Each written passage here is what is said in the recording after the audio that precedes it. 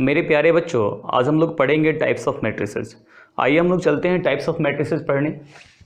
Types of matrices, ध्यान दीजिएगा इधर। 1 नंबर में है रो मैट्रिक्स। क्या है जी? रो मैट्रिक्स। रो मैट्रिक्स किसे कहते हैं, पढ़ते हैं। A matrix having only one row is called a row matrix. Row matrix वैसे मैट्रिक्स को कहते हैं जिसमें रो की संख्या सिर्फ एक हो। रो मैट्रिक्स वैसे मैट्रिक्स को कहते हैं जिसमें रो की संख्या सिर्फ एक हो। आइए हम एक एग्जांपल लेते हैं।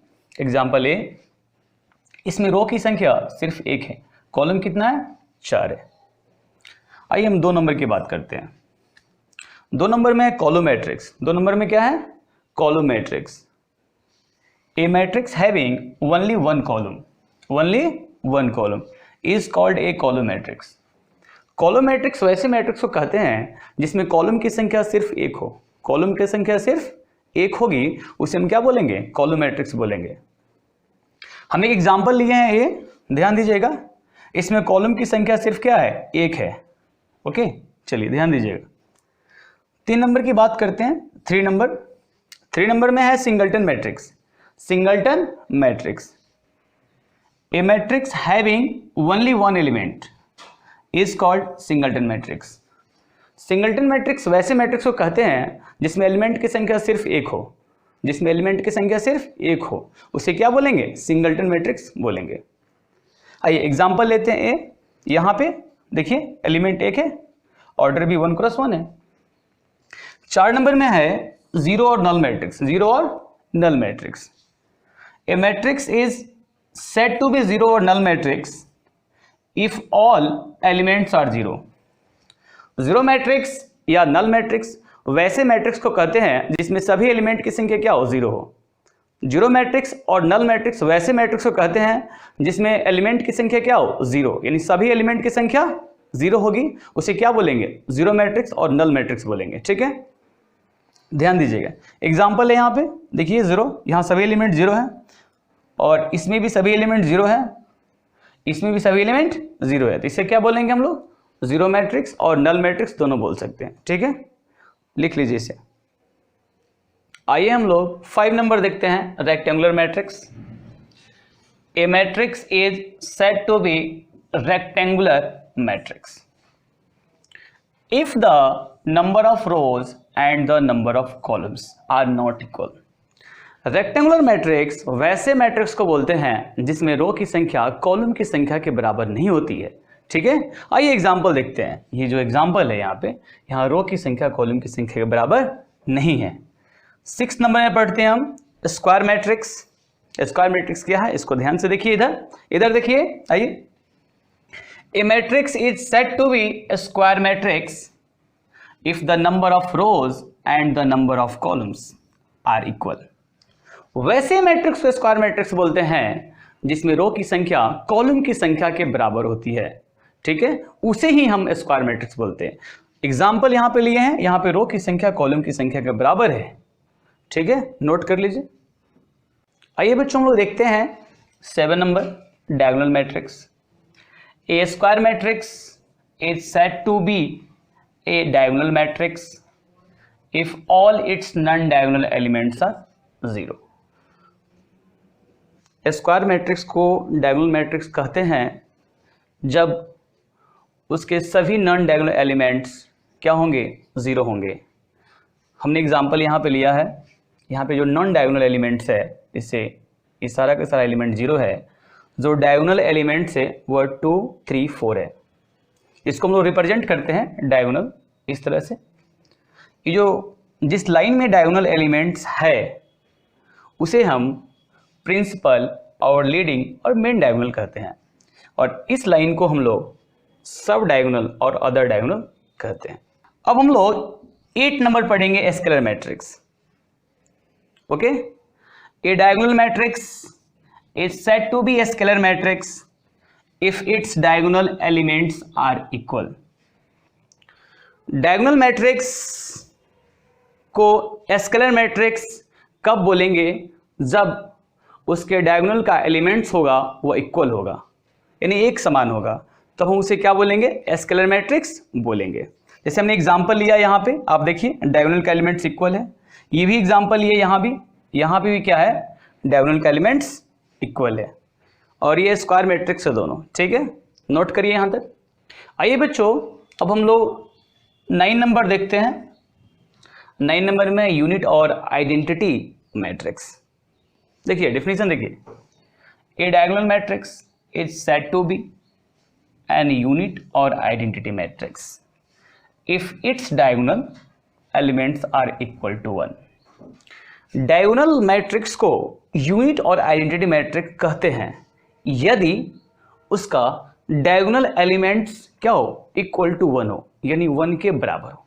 1 के बराबर हो तो हम क्या कहेंगे उसको, डायगोनल मैट्रिक्स का सारा एलिमेंट्स बराबर हो तो क्या कहेंगे उसको, यूनिट और आइडेंटिटी मैट्रिक्स बोलेंगे, ठीक है। तो एग्जांपल देख लीजिए इस पे, I2 हमने लिया है, यहाँ पे जो डायगोनल का एलिमेंट्स है वो 1 1 है, ठीक है, इसका ऑर्डर है 2x2 ऑर्डर है। ये जो I3 लिए हैं, ये I3 करने का मतलब 3x3 ऑर्डर का मैट्रिक्स, इसलिए हमने I3 लिया है। और ये जो यहाँ पे जो डायगोनल का एलिमेंट्स है वो 1 1 है, ठीक है, इनइक्वल है, सारा का सारा एलिमेंट्स क्या इक्वल है, और वो भी 1 है। नोट में देखिए, यूनिट मैट्रिक्स का नोटेड पॉइंट देख लेते हैं। An unit matrix of order n is denoted by in और i। n ऑर्डर का यूनिट मैट्रिक्स को जो डिनोट करते हैं in से और i से डिनोट करते हैं। 10 नंबर में देखते हैं trace of A matrix. Trace of A matrix क्या है बच्चों, ट्रेस ऑफ ए मैट्रिक्स, ध्यान दीजिए इधर। The sum of the diagonal elements of a square matrix A is called trace of matrix A। यानी स्क्वायर मैट्रिक्स के diagonal के element का जो सम होता है उसे ही हम लोग कहते हैं ट्रेस ऑफ मैट्रिक्स A। इसको डिनोट करते हैं ट्रेस ऑफ A, यानी TRA से, ट्रेस ऑफ A पढ़ते हैं इसको। मेरे पास एक एग्जांपल दिया गया, इफ A मैट्रिक्स है देन इसका हमें ट्रेस ऑफ ए निकालना है। जब ट्रेस ऑफ ए निकालेंगे तो डायगोनल के एलिमेंट्स को ऐड कर देंगे, यानी 2 6 3 को ऐड करेंगे तो 11 आ जाएगा। नोट कर लीजिए यहाँ तक, फिर हम लोग आगे बढ़ेंगे। आइए बच्चों 11 नंबर देखते हैं, ट्रायंगुलर मैट्रिक्स। ट्रायंगुलर मैट्रिक्स ध्यान से देखिएगा, square matrix is called triangular matrix. Square matrix को ट्रायंगुलर मैट्रिक्स कहेंगे कब, if it's each element above or below the principal diagonal is 0। यानी जो प्रिंसिपल डायगोनल के ऊपर और नीचे का जो एलिमेंट होगा क्या होगा, 0 होगा। यह 2 तरह का होता है, ठीक है। पहला A नंबर में है अपर ट्रायंगुलर मैट्रिक्स। क्या है, अपर ट्रायंगुलर मैट्रिक्स। ध्यान से देखिए इधर, आइए तो फिर नहीं समझ में आएगा। Square matrix in which all elements below the principal diagonal are 0 is called an upper triangular matrix। यानी स्क्वायर मैट्रिक्स तो होना चाहिए, स्क्वायर मैट्रिक्स के साथ साथ उसका जो प्रिंसिपल डायगोनल है उसके बिलो मतलब नीचे होता है, उसके नीचे का सभी एलिमेंट क्या होना चाहिए, 0 होना चाहिए, तो हम उसे क्या बोलेंगे, अपर ट्रायंगुलर मैट्रिक्स बोलेंगे। आइए एग्जांपल देखते हैं। ये एग्जांपल है, देखिए मेरा प्रिंसिपल डायगोनल है, इसके नीचे का जो भी एलिमेंट है वो क्या है, 0 है। आइए अब हम बी नंबर देखते हैं, लोअर ट्रायंगुलर मैट्रिक्स किसे कहते हैं। Square matrix in which all elements above the principal diagonal are 0 is called lower triangular matrix. देखिए लोअर ट्रायंगुलर मैट्रिक्स होने के लिए सबसे पहले उसे स्क्वायर मैट्रिक्स होना पड़ेगा, उसके बाद प्रिंसिपल डायगोनल जो होता है उसके प्रिंसिपल डायगोनल के ऊपर जितने भी एलिमेंट होते हैं वो सभी का सभी क्या होते हैं, 0 होते हैं, इसलिए उसे क्या बोलते हैं, लोअर ट्रायंगुलर मैट्रिक्स बोलते हैं। एग्जांपल समझते हैं यहाँ पे, देखिए ये मेरा प्रिंसिपल डायगोनल है, इसके ऊपर का जितना भी एलिमेंट है वो सभी एलिमेंट क्या है, 0 है।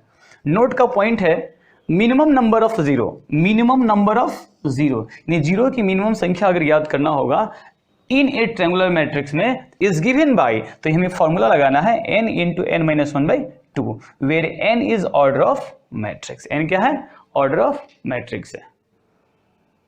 लिख। आइए बच्चों हम लोग देखते हैं 12 नंबर। चलिए, determinant of square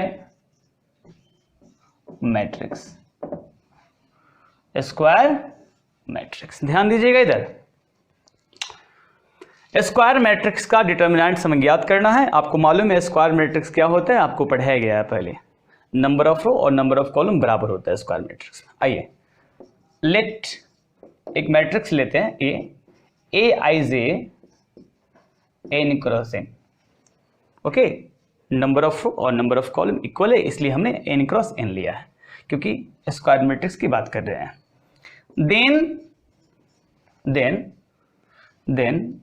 determinant of A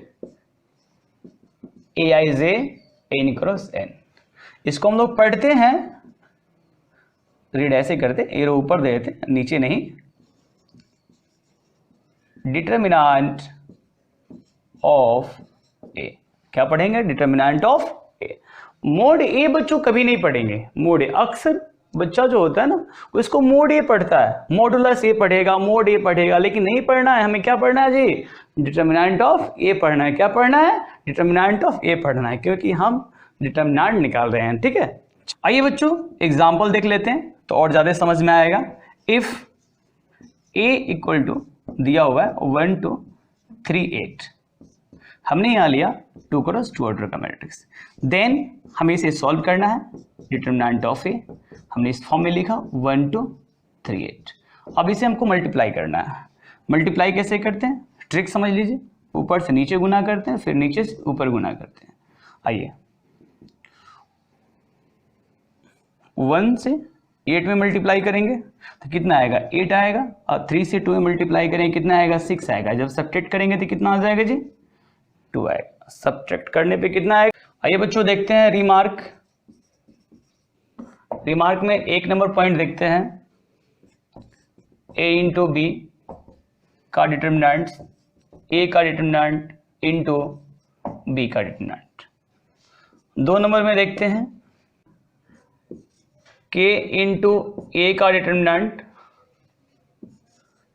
k power n into A का डिटर्मिनेंट। अब जानना चाहते हैं कि ए का ऑर्डर क्या है और k क्या है। ध्यान दीजिए कि एक स्केलर है और n जो है ऑर्डर ऑफ मैट्रिक्स है, ऑर्डर ऑफ मैट्रिक्स है। आइए हम समझते हैं एग्जांपल से इसको।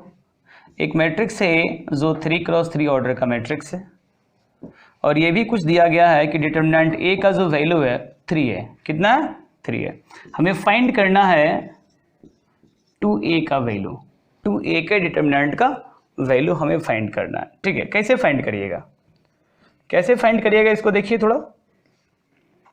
तो आपको मालूम चल रहा होगा ये n है, ठीक है ना, और ये क्या है बच्चों? k है। तो आप फॉर्मूला तो पढ़े हुए ऊपर में, तो सॉल्व कैसे करिएगा इसको? बोलिए सॉल्यूशन कैसे करिएगा इसका? क्या लिखिएगा? 2a का डिटर्मिनेंट जब ज्ञात करना होगा, सॉल्यूशन कैसे करिएगा? देखिए इधर, तो 2a का डिटर्मिनेंट जब ज्ञात करना होगा क्या लिखिएगा? 2 की पावर n कितना है यहाँ पे? 3 है। 2 की पावर 3 इंटू डिटर्मिनेंट a। 2 की पावर 3 कितना होता है? 8 होता है। कितना होता है? 8 होता है। और a कितना है जी? 3 है। मल्टीप्लाई करिएगा कितना आएगा? 24। नोट कर लीजिए इसको।